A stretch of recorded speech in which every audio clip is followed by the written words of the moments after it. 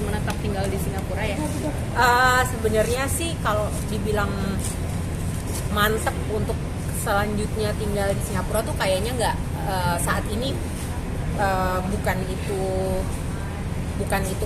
itu tujuannya gitu. Kenapa sampai sekarang Aisyah masih Singapura gitu ya? Karena kan dia masih ada, kayak tadi juga hari ini tuh tadi Aisyah ada jadwal kontrol dokter gitu, dimana semua lah dicek ya gitu. Dan memang ini adalah bagian dari setelah dia tuh menyelesaikan protokol kemoterapinya, ini adalah bagian dari hal yang dia harus lakukan terus gitu untuk check up, kontrol ke dokter gitu. Jadi gimana ya, dokter itu berusaha untuk melihat setelah dia menjalani, karena kan kemoterapi yang dijalani oleh Aisyah itu kan cukup panjang ya, hampir 3 tahun, jadi 2,5 tahun lebih. Selama hampir 3 tahun tuh Aisyah menjalani namanya kemoterapi itu benar-benar kayak frekuensinya sering, intensitasnya juga lumayan tinggi gitu. Sehingga pada saat itu diberhentikan oleh dokter, dinyatakan sudah selesai, ya alhamdulillah dokter tuh harus melihat bagaimana reaksi tubuhnya Aisyah setelah itu gitu. Jadi reaksi tubuhnya pun dia mau tahu jangka waktu 6 bulan setelah selesai kemoterapinya seperti apa, nanti setahun setelah itu seperti apa, 1,5 tahun setelah itu seperti apa, terus gitu. Jadi sekarang setiap berapa minggu sekali Aisyah masih tetap harus balik ke dokter gitu. Makanya aku berpikiran, maksudnya ya seperti kita tahu walaupun sudah menjadi endemi, tapi kan COVID itu masih ada gitu. Dan untuk Aisyah kayak pulang balik Jakarta Singapura penerbangan gitu ya, untuk check up, kontrol segala macam itu, kalau dihitung-hitung gitu ya dari segala aspek, rasa-rasanya lebih efektif dan efisien untuk dia sementara ini di Singapura. Dan sekarang kan juga udah sekolah gitu, jadi ya udah karena itu. Sebagai seorang ibu nih Kak, mendengar bahwa anaknya sudah ada satu step yang memang sudah selesai dari pengobatannya, Aisyah sendiri seperti apa sih Kak? Ya alhamdulillah, bahagianya bahagia banget ya Mbak, bersyukur banget. Maksudnya semua yang kita lalui kemarin-kemarin itu cukup panjang waktunya gitu, dan itu pengalaman yang maksudnya experience-nya ya Masya Allah. Ya seperti kita tahu yang namanya perjuangan kemoterapi itu kan nggak mudah gitu ya. Apalagi mungkin buat Aisyah yang pada saat waktu pertama kali dia kemo itu, kena kemo itu adalah umurnya 5,5 tahun, jadi masih kecil banget. Dan aku tuh sampai gimana ya, sampai berdoanya tuh udah kayak, pokoknya pada saat hari terakhir gitu dokter bilang oke, ini adalah kemoterapinya yang terakhir nih gitu ya, udah abis ini udah nggak ada kemo lagi. Itu rasanya tuh Masya Allah, nggak berhenti rasanya bersyukur kepada Allah gitu ya, melihat bahwa dia bisa menjalani. Karena apa? Kita nggak usah ngomong yang lain-lain deh, tapi kan kemoterapinya sendiri kita tahu seperti apa treatmentnya, seperti apa efeknya terhadap tubuh, terhadap psikis anak yang masih 5,5 tahun gitu ya. Bisa terlihat lah dari mulai perjalanannya dia, ya maaf ya, kehilangan rambutnya, sampai secara appearance fisiknya pun berubah gitu. Jadi tiba-tiba bisa mendengarkan dari dokter kata itu bahwa oke, ini adalah menjadi kemoterapi terakhir Aisyah, abis ini nggak ada. Itu rasa Masya Allah. Jadi bersyukur. Reaksinya Aisyah sendiri mungkin saat mengetahui bahwa proses yang bisa dibilang cukup menyakitkan ini selesai dari dirinya seperti apa sih? Oh, dia sih seneng. Tapi mungkin kalau buat dia yang lebih menyenangkan itu adalah pada saat dia akhirnya mulai bisa makan hal-hal yang dia tadinya nggak bisa makan gitu. Kan banyak tuh pantangannya dulu nggak boleh makan ini, makanan pun harus seperti ini, disiapinnya harus secara ini. Kalau misalnya makanannya masak kayak kemarin nggak boleh dimakan hari ini gitu. Terus sekarang dia udah boleh makan makanan dari luar asal disiapkan dengan baik gitu ya. Terus boleh makan hal-hal yang dia tadinya mungkin nggak boleh makan. Dia udah boleh makan madu, dia udah boleh makan kejuan gitu. Ini aja aku kesini dia minta oleh-olehnya aja tempe gitu. Dari sini dia minta aku bawain dia tempe, karena akhirnya baru bisa gitu dia makan yang kayak gitu-gitu. Ya udah gitu. Jadi dia lebih ke hal seperti itu. Terus dia juga merasa dia udah boleh sekolah, udah boleh berteman, udah boleh pergi ke sekolah. Itu sih adalah hal yang besar sekali buat dia ya. Sempet nggak sih kayak terucap dari mulutnya Aisyah sendiri untuk dia rindu untuk pulang ke Indonesia gitu? Iya, mungkin kalau gini, karena dia pada saat pindah ke sana itu 5,5 tahun ya. Jadi pada saat dia 5,5 tahun pertama itu kan dia tidak walaupun dia tahu lah seperti apa kehidupan di Indonesia, cuma kan mungkin dia ingatannya masih belum terlalu lekat gitu. Teman-teman juga masih anak-anaknya teman-teman aku gitu. Jadi yang dia rindukan itu adalah kegiatan yang dulu kita selalu lakukan, di mana dia menemani aku syuting. Azan ya Mbak, kita sekitar ya. Oke. Iya, jadi aku pesanannya dia itu adalah tempe gitu, dan dia memang kepengennya itu. Jadi kenyataan bahwa buat dia tuh kayak dia sudah boleh melakukan hal-hal yang dulunya dia pernah lakukan dan dia enjoy, dia senangin. Tapi selama hampir 3 tahun dia tidak boleh melakukan itu, baik itu makan makanan apapun yang dia suka, pergi keluar dari rumah. Jadi kita nih sekarang di sana sedang menikmati, alhamdulillah ya, masya Allah, keluar dari rumah, bisa keliling rumah itu ya, komplek rumah. Dia punya sepeda roda 4, baru aku punya sepeda roda 4. Umurnya 9 tahun masih belum bisa naik sepeda. Aku beli sepeda roda 4 karena dia ngeliat teman-temannya, maksudnya anak-anaknya seusia dia udah pada naik sepeda. Dia kepengen naik sepeda tapi dia masih belum bisa. Jadi aku punya sepeda roda 4. Jadi kita setiap hari weekend kita tuh keliling kompleks itu naik sepeda gitu. Dan dia naik sepeda ya, of course aku di sebelahnya aku lari karena kan dia baru bisa naik sepeda, dia excited, jadi dia kencang gitu. Jadi aku mesti sebelahnya, tapi karena jalur sepedanya juga ya ada sepeda lain juga karena ada, jadi aku mesti dijagain juga kan gitu. Jadi aku lari di sebelahnya dia, dan itu tuh dia happy banget. Aku juga menjalani itu pun bersyukur banget gitu, karena finally dia bisa bikin itu gitu. Maksudnya gini loh, dia itu pada saat baru menjalani kemo, aku tuh melihat, pernah ada di satu masa aku melihat dia itu betul-betul mau bergerak, mau dansa aja. Dia kan sukanya joget, dia sukanya nari. Dia itu mau dansa aja masih pegangan sama aku. Jadi dia itu kepengen nari, kepengen joget, kepengen dance, tapi kakinya nggak kuat.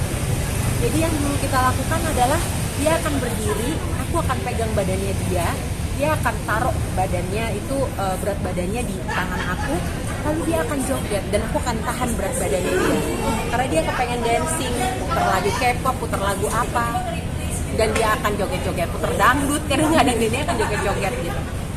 Dan dari hal itu yang aku lihat, dan Allah izinkan aku sekarang ini melihat dia lari, naik sepeda. Ya walaupun belum bisa mungkin kalau dibandingin sama anak lain yang usianya sama kayak dia, ya beda ya perkembangan fisiknya gitu ya, of course, karena dia punya riwayat itu gitu ya. Tapi itu kita bersyukur sekali gitu. Jadi sekarang alhamdulillah akunya udah bisa kerja lagi, menata lagi, bisa cari nafkah lagi, travel ke Indonesia juga udah gampang sekarang gitu. Jadi sekarang ini ya kalau ditanya prioritas aku sekarang adalah menemani Aisyah untuk dia mulai kembali lagi selayaknya anak-anak seumurnya dia, dan aku juga berusaha untuk menata kembali dengan segala kesulitan selama 2 tahun nggak bisa kerja.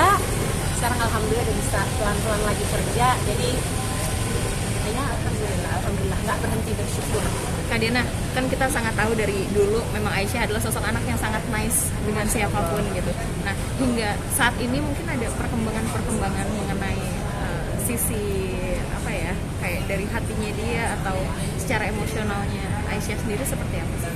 Jadi yang aku senang itu, hal yang aku senang adalah dia itu care terhadap sesamanya, teman-temannya gitu, semua yang ada di sekitarnya dia sangat amat care. Setiap kali sekolahnya dia itu, kan dia udah sekolah sekarang, dan sekolah itu suka mengadakan apalah, volunteer apa, dia selalu minta terlibat, dan dia selalu minta aku untuk terlibat. Yang terakhir kali mereka mengadakan penggalangan dana gitu, untuk membantu ya anak-anak yang mungkin kurang beruntung gitu ya. Dan dia waktu itu juga datang ke aku dan minta izin aku untuk melakukan ini dan itu, memberikan barang-barangnya yang dia punya, dia jualah barang-barangnya dia. Terus hasilnya itu mestinya cuma berapa yang diberikan, tapi dia memutuskan untuk semua hasil penjualannya itu dia sumbangkan. Itu sampai gurunya email khusus ke aku dan gurunya ngasih surat ke aku, dan suratnya itu bukan email, surat tangan, dan surat itu sampai sekarang aku taruh di handphone aku gitu, karena gurunya bilang padahal kita hanya bilangnya hanya segini aja, misalnya hanya sekian aja gitu, tapi Aisyah memutuskan untuk mendonasikan seluruh pendapatan yang dia dapatkan seluruhnya untuk charity ini gitu. Dan aku juga nggak nyuruh dia, padahal aku tahu kalau dia melakukan volunteer kegiatan charity, tapi aku nggak nyuruh dia untuk nanti kasih semua, yang enggak gitu. Itu suratnya sampai sekarang aku simpan di handphone aku. Jadi kalau misalnya aku lagi bete, lagi apa, lagi kangen sama dia, itu suka aku baca-baca untuk jadi semangat buat aku. Jadi hal-hal seperti itu aku syukuri banget, dan ya mungkin ini satu hal yang mudah-mudahan terus akan menjadi bagian dari jiwanya dia secara alami gitu, bahwa dia menjadi orang yang peduli terhadap sesama, yang senang bersedekah, senang membantu orang lain, insya Allah. Isi suratnya seperti apa sih Kak? Mungkin kayak ininya aja. Isi surat. Isi suratnya jadi gurunya Aisyah itu bilang, dia mamanya Aisyah, dia bilang saya mengucapkan terima kasih. Dia bilang karena hari ini dari penghasilan penjualan charity yang merupakan hasil, ya maksudnya charity ini adalah penjualan dari barang-barangnya Aisyah gitu ya. Seharusnya dari kami itu hanya memberikan sekian persennya saja untuk didonasikan, sisanya boleh mereka bawa pulang untuk ditabung lagi sama mereka gitu. Tapi Aisyah datang ke saya dan memberikan seluruh hasil penjualannya untuk didonasikan. Kami sangat amat berterima kasih gitu ya, dan itu hal yang kebaikan yang luar biasa ya, dia bilang itu kebaikan yang spesial sekali, dan kami mengucapkan terima kasih bahwa Aisyah melakukan hal ini. Ya kira-kira seperti itu gitu. Jadi itu suratnya sampai sekarang masih ada, aku selipin di cover handphone aku, karena saking apa ya, mungkin sebagai seorang ibu ya pasti ada rasa sedikit bahagia gitu ya. Tapi ada nggak sih kayak hal-hal yang hingga saat ini masih membuat Kak Dina tuh terharu atau gimana ya, masih suka meneteskan air mata bahagia pastinya gitu karena apa yang dilakukan? Ini baru dia ngomong kemarin pada saat aku di sini, baru 2 hari lalu atau 3 hari lalu. Dia telepon aku, setiap malam tuh setiap aku di Indonesia, setiap malam kita akan video call sebelum dia tidur. Dia bilang, ibu, dia tuh punya celengan yang aku selalu kasih kalau misalnya dia melakukan satu hal yang baik. Misalnya dia membantu aku bawain tas aku, dia membantu aku membersihkan kamarnya, dia membantu aku atau dia mengerjakan PR-nya lebih awal dari biasanya, atau dia mendapatkan prestasi di sekolahnya, aku akan kasih dia $1 koin, dia tabung di situ. Kalau misalnya pas lagi kayak kemarin lagi Imlek atau lagi Lebaran, di mana dia dapat angpau lah gitu ya, isinya aku taruh di situ. Dia bilang sama aku, ibu, aku tuh gak mau kamu sering-sering ke Indonesia karena kamu jadi ninggalin aku. Aku tuh rindu sekali sama kamu setiap kali kamu di Indonesia. Kamu tahu nggak? Aku tuh sering kali nangis sampai tidur karena aku kangen kamu. Dan aku tidur setiap malam ini, aku melukin guling sama bantal aku. Dia bilang karena aku rindu sekali sama kamu. Tapi aku tahu kamu ke Indonesia itu kamu mau bekerja, kamu mau cari uang. Jadi gini aja, kamu boleh tetap bekerja, tapi aku akan kasih kamu uang dari celengan ya, untuk membantu kamu. Jadi kamu nggak perlu pulang-pulang kerja terlalu banyak. Di satu sisi aku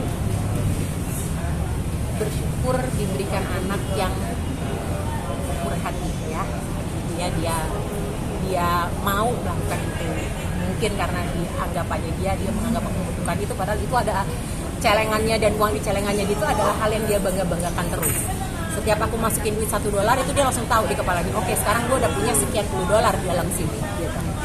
Dan dia selalu berangan-angan aku mau beli ini, beli itu. Tapi dia bilang kemarin dia akan kasih ini. Itu menyenangkan dan aku syukuri. Tapi di sisi lain aku nggak mau anakku tahu bahwa aku sampai harus membutuhkan itu dari dia. Dan aku tidak mau sebagai seorang ibu anakku melihat itu dari aku. Gitu, aku nggak mau. Gitu, aku selalu bilang sama dia, kita duitnya banyak. Saat itu kita duitnya banyak sekali. Aisyah nggak usah khawatir, nggak usah bingung mikirin ini itu gitu. Karena aku nggak mau dia punya apalah pikiran sedih apa hal yang berat yang dia harus pikirin gitu kan. Dia nggak perlu tahu kesulitan itu apa. Itu tanggung jawab aku sebagai ibunya, orang tuanya. Tapi kemarin karena dia beberapa kali aku tinggal ke Indonesia dan dia tahu aku masih kerja kan, aku selalu kasih tahu aku masih kerja. Ternyata dia punya pemikiran gitu dan dia pengen lakukan itu untuk membantuku dengan harapan hasil uang celengannya dia itu bisa membuat aku tidak perlu lagi kerja ke Indonesia dan bisa sama dia. Di satu sisi lucu, tapi di satu sisi aku terharu dan sedih juga. Jadi aku bilang pada saat itu sama dia, terima kasih, aku bilang gitu, terima kasih banyak, aku bilang aku bersyukur, aku bangga kamu mempunyai niat itu kepadaku, aku bilang gitu. Tapi aku minta kamu, kalau boleh aku minta kalau kamu mau tolong aku sekarang, aku minta kamu satu hal. Aku minta kamu doain aku, jangan berhenti setiap kamu doa, setiap kamu berdoa kamu ingat selalu doa. Kamu minta kepada Allah supaya aku ini selalu diberikan kesehatan, diberikan kemudahan dalam kerja, dalam nafkah, diberikan kekuatan. Pokoknya kamu doain semua yang baik-baik supaya itu bisa bekerja lebih baik lagi dan bisa nyenangin Aisyah pokoknya. Adena, dulu zaman Aisyah masih kecil, saat di sini kan suka diajak syuting. Nah, memori 5,5 tahun, pada saat umur 5,5 tahun dia pindah ke Singapura, dia sudah mengetahui belum bahwa ibunya itu adalah seorang artis? Oh iya, ini juga lucu. Pada saat dia di Indonesia, of course lah, mungkin dia belum terlalu tahu ya. Dia taunya kan kalau ke TV ya udah syuting, tapi dia nggak tahu lah ya, nggak terlalu paham bahwa ini adalah ini airpong apa segala nggak tahu. Tapi justru pada saat dia di Singapura dia mulai paham, karena kan dia udah mulai ngerti lihat YouTube, mulai ngerti ngelihat ini apa segala macam gitu. Dan ya itu akhirnya aku inget banget dia cerita, rupanya dia ngomong ke teman-temannya, kamu tahu karena kemarin tuh ada acara volunteer di sekolahnya dan kita nyanyi berdua. Itu pertama kali deh kita nyanyi volunteer di sekolahnya Aisyah, aku nyanyi berdua sama dia gitu. Dan mungkin akhirnya sebelum itu dia kenapa aku bisa jadi volunteer, karena dia ngomong ke pihak sekolahnya, my mom is a singer katanya. Dia itu selebriti di Indonesia gitu. Dia itu ngetop, terus dia bilang lagi, terus aku juga ngetop di Indonesia. Kenapa anaknya dia bilang gitu. Jadi itu lucu banget, sampai dia tuh nunjukin lagu-lagu aku ke teman-temannya dia di sekolah. Kan mereka di sekolah dikasih ada waktu mereka dikasih laptop gitu kan. Di situ mereka boleh kalau misalnya mereka mau nunjukin apa gitu atas persetujuan gurunya gitu. Jadi dikasih tahu lah ini ibunya gitu. Pas aku lagi lagu-lagu aku yang nasi goreng apa itu dia tunjukin ke gurunya. Terus habis itu akhirnya ya itulah, terus dia ngomong sama gurunya, biar ibu saya volunteer nyanyi. Akhirnya kita nyanyi kemarin di acara sekolahnya Aisyah, aku nyanyi berdua sama dia gitu. Pengalaman-pengalaman seperti itu yang mungkin tidak